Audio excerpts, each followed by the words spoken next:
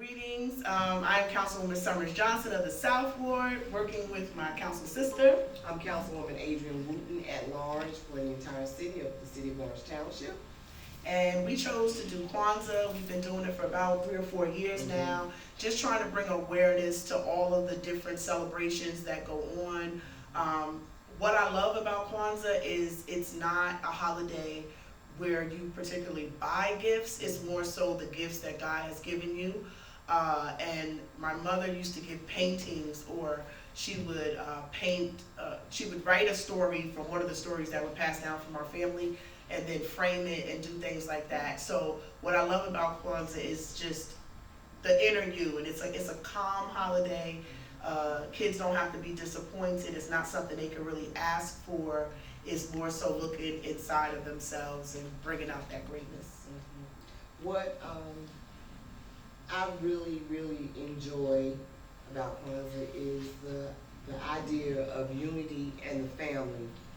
And family is everything, but family can be defined as many things. Your family, your biological family is one way to describe family. Councilwoman Summers Johnson and I, we are family, we are council sisters, we are sisters in Christ, we are all of that. The city of Orange Township, we are one big family. The East Ward is a family, the South, the North, the West, so we're all families. So for me, Kwanzaa is the time of year when you can just celebrate unity and you can celebrate family. Okay, so what do you want to go through the days, or you want to? Okay, I'm gonna call up my sons. So we have a special treat tonight. Yes. So once this part of the program is over, we do have folklorist Estina Baker here, and she's gonna do something very special for us, and she's probably gonna start, or she may start, we'll ask her to start to explain to you how do you become a Smithsonian folklorist, and explain what is a folklorist. And Chap, you're gonna fix that, right? Okay, Isaac and Mitchell, come up.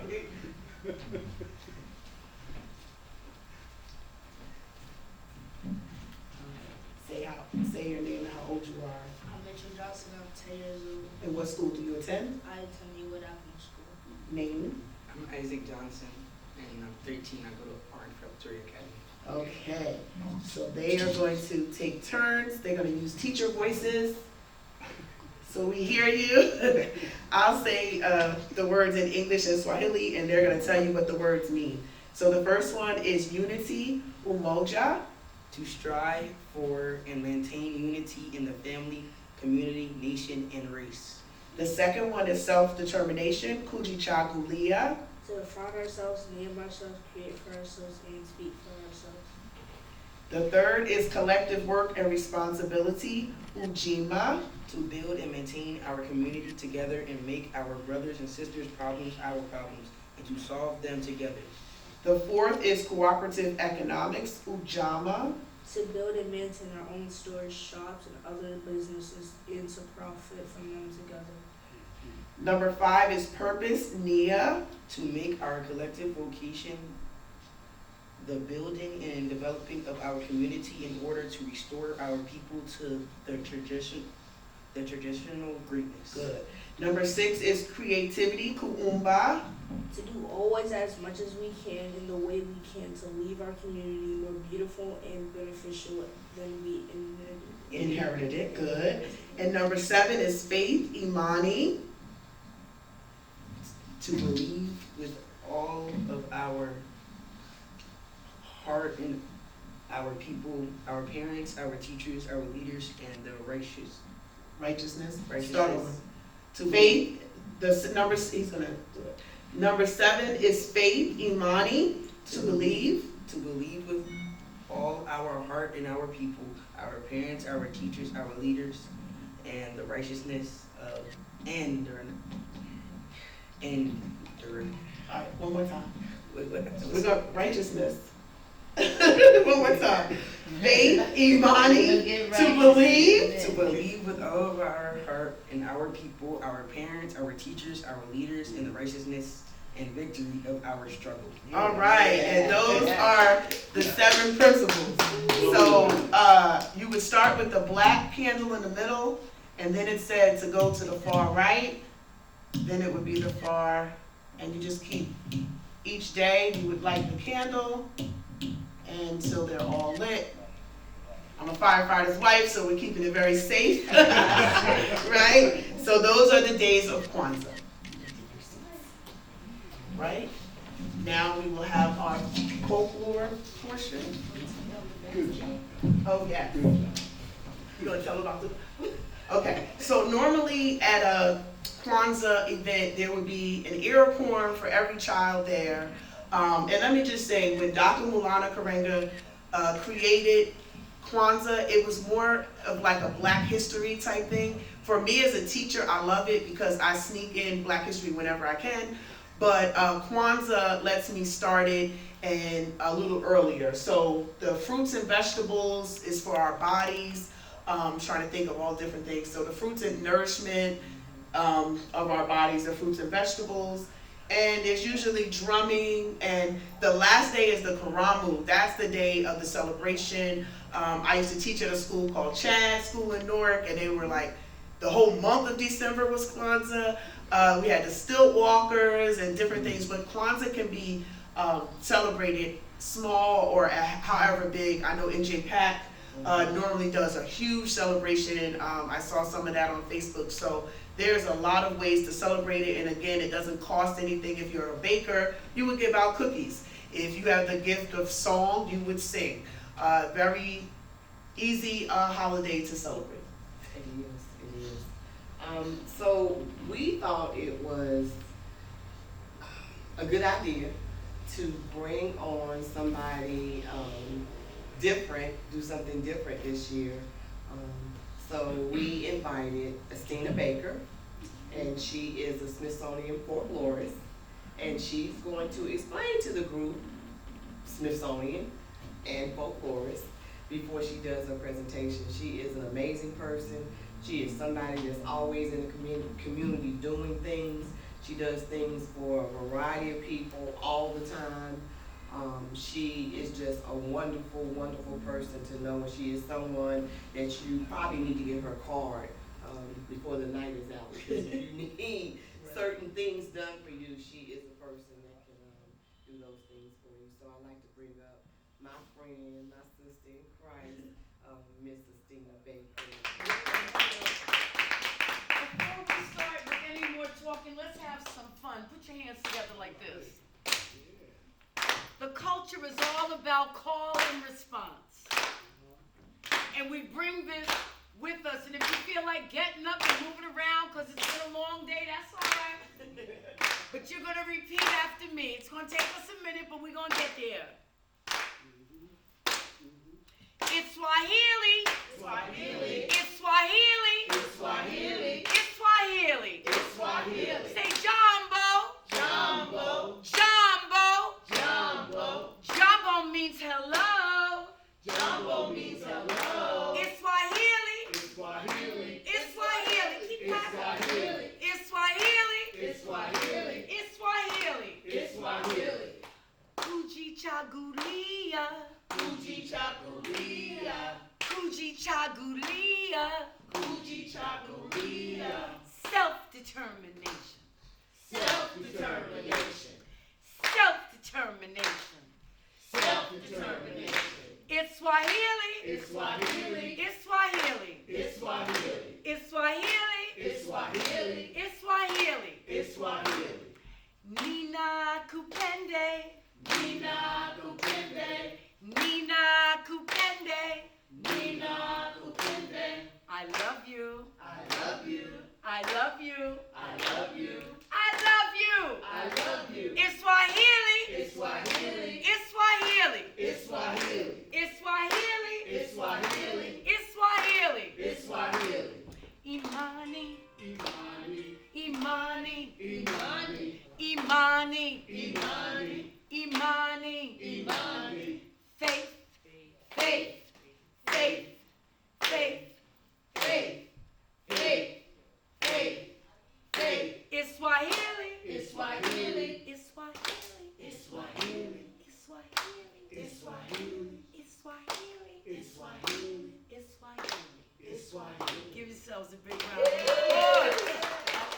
When there are one or more, we come together as family. Very quickly, simply introduction. I had the great privilege of being a Refson Fellow and the Artist in Residence at the National Civil Rights Museum in Memphis, Tennessee, where the Reverend Dr. Martin Luther King was assassinated. Having been a part of that, I got the designation as a Smithsonian, which is the museum system in the United States of America. If you go to Washington, D.C., there's the African American Smithsonian Museum, there's the Smithsonian Museum of Minerals, folk art, and the one that is folk art is where they designated my group at the time, which was called Sister Griots. We became national folklorists with a specialty in Southern African American folklore and West African. So right now, I'm gonna take you on a little journey with me. Take you on a little journey. Want us to forget about the room that we're in. We're gonna go on a little journey.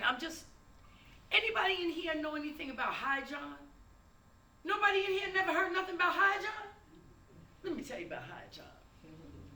High John was so bad that when they captured him in the western part of Africa and brought him to the United States, he wasn't with all of this slavery foolishness because he had been a prince in his land. But they put him on a plantation. Somebody told me that it was somewhere near on the banks of the Mississippi River. They had High John on this plantation, and High John was in charge of the mules. Anybody in here ever seen a mule? Well, High John was in charge of the mules. High John had his mule. Her name was Miss Betsy. Can you say Miss Betsy? Miss Betsy. Now, Miss Betsy, she got to working every morning in the field. High John said, "Work, Miss Betsy, work. Work, Miss Betsy, work." Miss Betsy started working and plowing. Then High John also was in charge of the master's mule. The master's mule name was Miss Lucy. Can you say Miss Lucy? Miss Lucy. Well, Miss Lucy was something else. She wasn't with all this working business. High John said, "Work, Miss Lucy, work. Work, Miss Lucy, work." Miss Lucy just stood there, put her hip up, rolled her head. She wouldn't move. High John said, "Work, Miss Lucy, work. Work, Miss Lucy, work." What Miss Lucy do? Miss Lucy just stood there, put her hip out, rolled her head. She wouldn't move. So High John commenced to beating Miss Lucy. He said, "I said work, Miss Lucy, work." Next thing you know, here come the master. He said, "John, what you doing putting your hands on my mule like that?"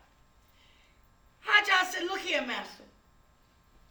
I want Miss Lucy to work and she won't work." He said, "Well, I'm going to tell you what, High John. You better stop whooping my mule, because if you keep on whooping my mule, then I'm going to have to kill your mule." So High John thought about it. He said, "Well, if you kill my mule, I bet I beat you making money." Master said, "You just as crazy. They said you was crazy when I bought you." Next thing I know, the master went and got a knife, and he slit Miss Betsy's throat.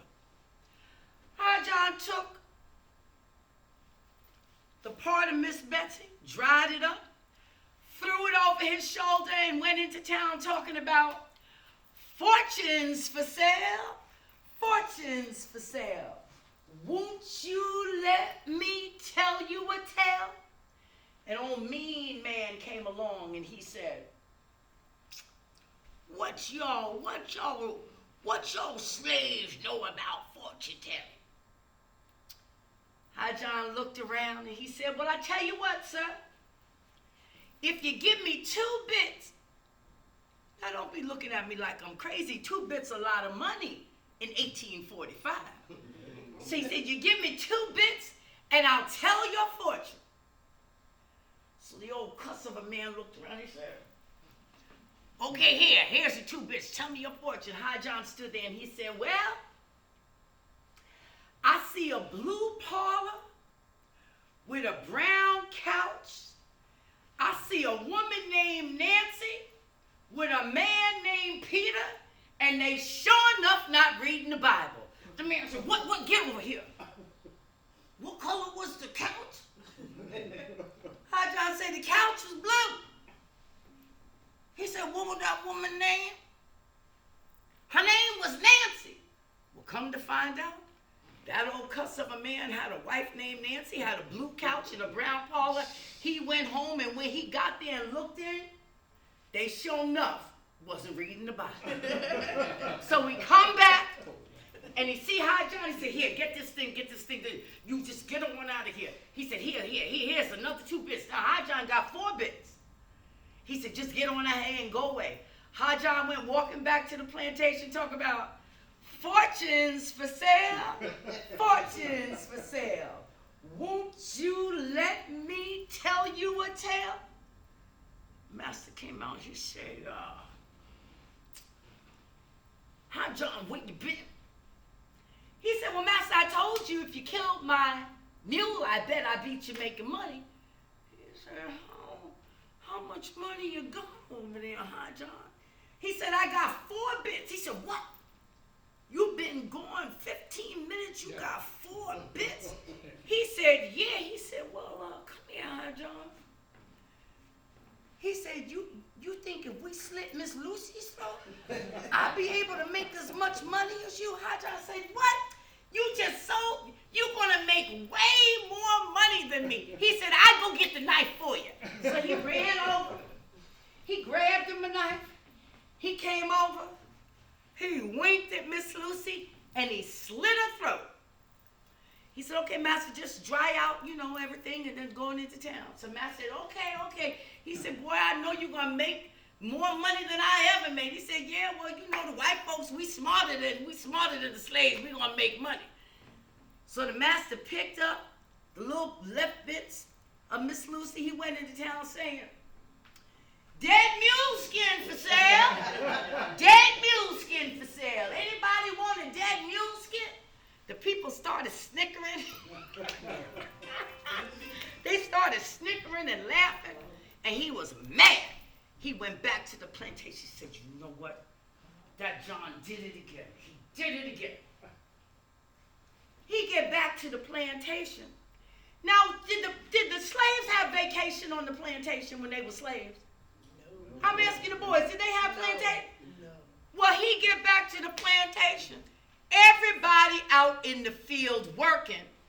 And who is laying up underneath a tree? But High John. Master said, you know what? I'm going to get him. I'm going to get him. I'm going to get him for real. High John went back to his little shack. The master went down to the chicken coop because they had chickens and pigs and all hogs and everything on the plantation.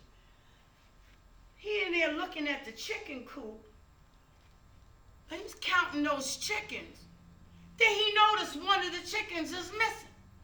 He said, I don't know who did it, but I got an idea it has something to do with High John. He marched up to High John's shack. He knocked on the door. High John opened up the door. Now High John, inside his shack, he not eating up no wing or no leg. He got a whole chicken that he done fried up in his thing. Now, did they give the slaves the good parts of the food to eat? Well, High John in there with a whole chicken. The master said, I got you now. I got you now, High John. I got you, caught you red-handed. High John turned around and looked. He said, Master, what you talking about? He said, I done caught you red-handed with my chicken. High John said, you know what, Master? It was the darndest thing. All of a sudden, there was a knock at my door, and I turned around, and before I could catch my breath, there was a chicken at the door. The chicken came sashaying in, jumped up, started letting the feathers go off of him and everything. Next thing I knew, that chicken had took his feathers off. He had jumped into a bowl of flour, jumped up on the stove, fried himself into a pot of hot grease. And I said, Lord, have mercy. If the chicken went to all that trouble, the least I could do was eat him. The master was mad. He said, Lord, no, see, I know that's not true. I know that's not true. I'm going to get that High John. So the master did what a lot of fools do. He went down to the local bar. And he went, instead of getting one mint julep at a time, he just ordered them 2 at a time. He started to drink. He talking to some other ruthless masters, and they were saying, yeah, we got a big nigger that we're going to put him up so he can fight people. So then High John's master started thinking. He was like, okay, I could get High John's butt beat. I could get him back. That'd be worth $1,000. He said, well, I got me a slave. His name High John. I put my slave against your slave, and we'll see what happens. And then they went to shake hands about it. So the next thing you know, everybody heard about it. The women in the town, the white women went to the hairdresser, got little ringlets in their hair. The men put on their best clothes. The slaves were down by the river washing their stuff out because this was going to be a big event, and they was having it over to Jim Birney's barn. Well, everybody came in, and the women had their little umbrellas, and the men walked in, strutting around. The next thing you knew, the door flew open, and there was a big, gigantic brother, bigger than anybody had ever seen. Child, the white women started fainting and stuff when they brought him in there. The white men kind of hold on to their guns to the side. Everybody started saying, excuse me, have you seen High John? Have you seen High John today? Ain't nobody seen High John. Excuse me, sir, have you seen High John? Next thing you know, the side door to the barn kind of swung open. Was like a little sunbeam going down the aisle. High John walked in, and he didn't look like he was going to no fight. He looked like he was going to a wedding or a funeral. High John had on a double-breasted suit, had a hat like a fedora. He had a walking stick that had a snake wrapped around it with a diamond at the end. High John said, hey, how you doing? Good to see you. He said, hey, governor. He said, hey, governor, how you been? Good to see you. He looked over at the governor's daughter, and he smacked her right upside the head. People started yelling and screaming. Did you see what that slave did? Did you see that slave? But y'all remember the big slave that they brought in to fight him? He busted out them chains because he thought to himself, if High John was so bold to slap the white governor's daughter, he must gonna kill him. Yeah. So he kept running. They told me he ran all the way to Nova Scotia. Never even looked back and finished. So what does that mean? That means High John don't want to fight. So the master got his money. Says so High John went back to plantation. He said to himself, I done made the master some money, so I think I'm gonna take me a little bit of vacation. I'm gonna ask you all again. Did the slaves get a little bit of vacation? No. So the master looking all over for High John. High John just not up underneath the tree. He laying down up underneath the tree.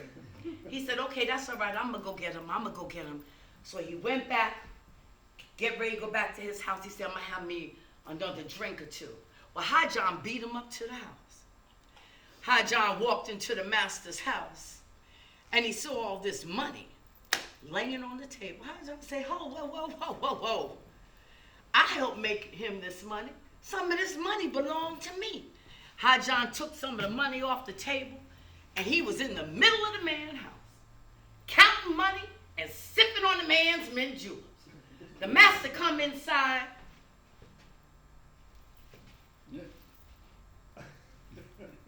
He said, High John, what you doing in here? He said, well, master, it was the darndest thing. He said, what happened? He said, I went into the river, I ducked down, I popped back up, and I found this money. Master said, you went where? He said, I went into the river, I ducked down, and I found this money. He said, okay. I'm gonna need you to go get me some more money. He didn't know that High John had put some more money stuffed in his britches. He said, okay. So he got all the slaves together. He said, we gonna take High John and we gonna throw him back in the river because he owed me more money. All the slaves got so upset because High John, he was really a good man that really helped them a lot. But he looked at everybody and he winked and said, don't worry about it. We're going to be all right. We're going to be all right. So Master said, I forgot. Okay, y'all put High John in this burlap sack.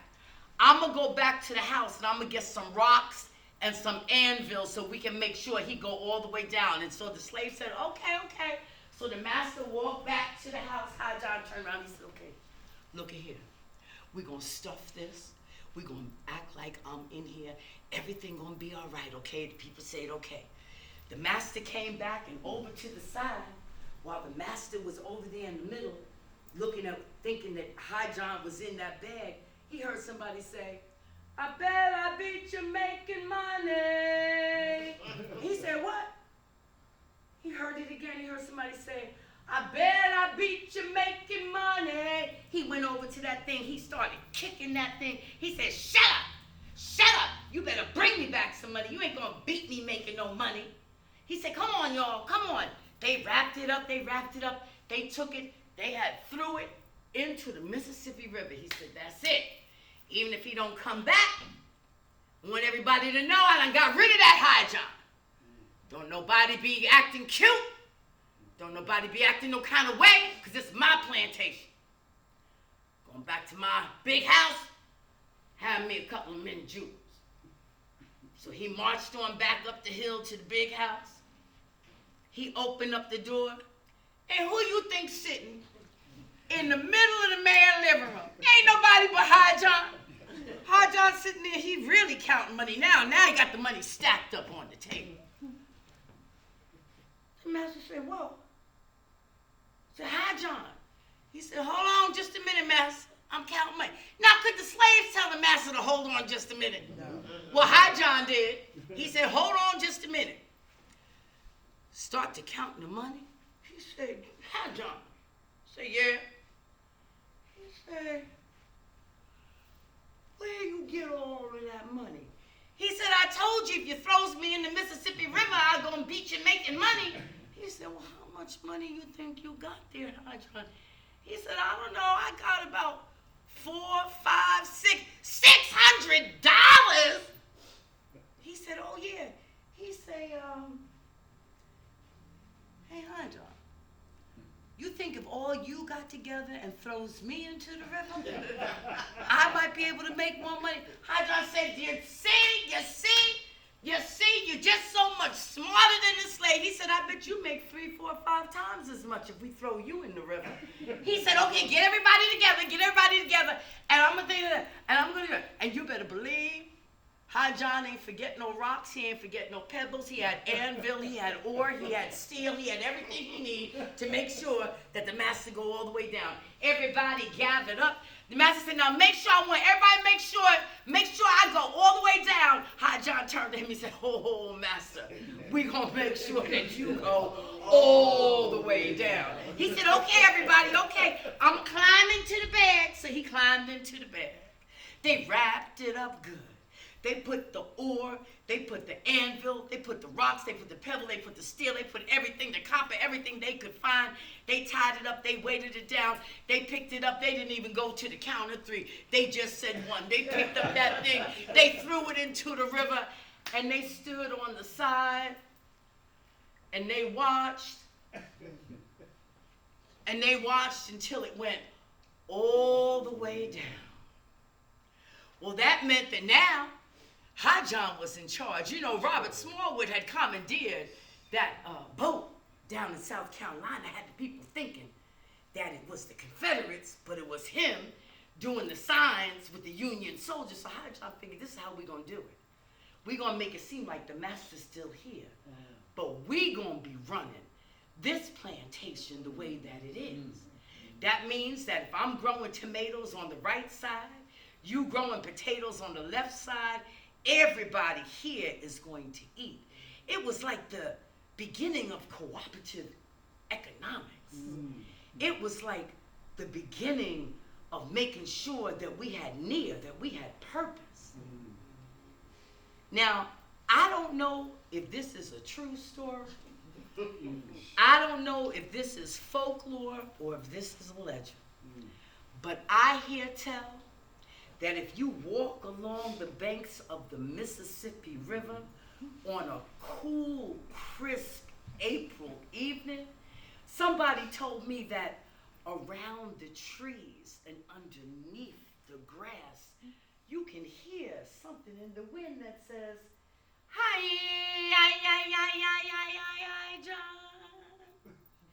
Hi, John. Hi, John, the conqueror. Hi,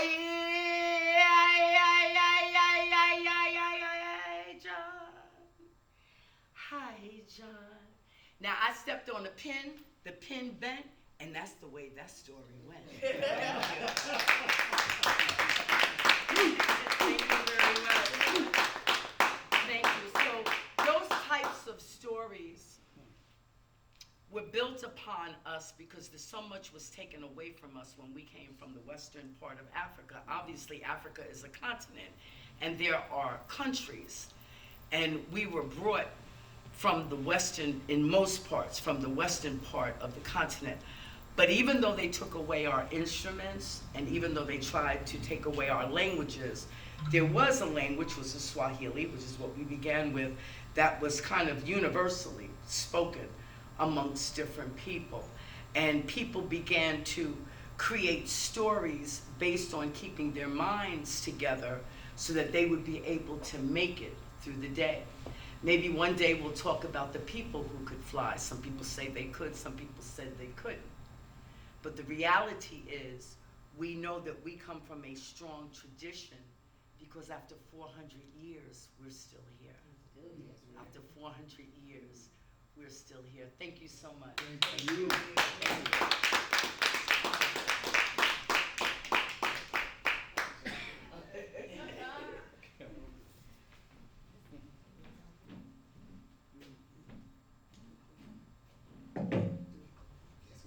Okay. So from Adrian Wooten, And Councilwoman Summers Johnson we'd like to thank each and every one of you. for coming out. For coming out.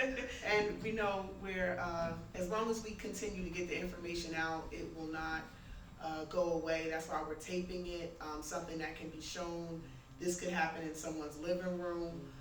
Please don't think you have to be fancy, but the more we tell stories, the more we pass down our culture, the more we actually make people angry. It's almost like seeing a kid with a book. It's dangerous. So we want to keep being dangerous. We do. Thank you so much for taking time out of your Friday night schedule to come and celebrate Kwanzaa with us. We have some refreshments. Please stay and have refreshments, and please stay and have conversations with our family. Thank you so much, and have a great Kwanzaa. Thank you. That's it.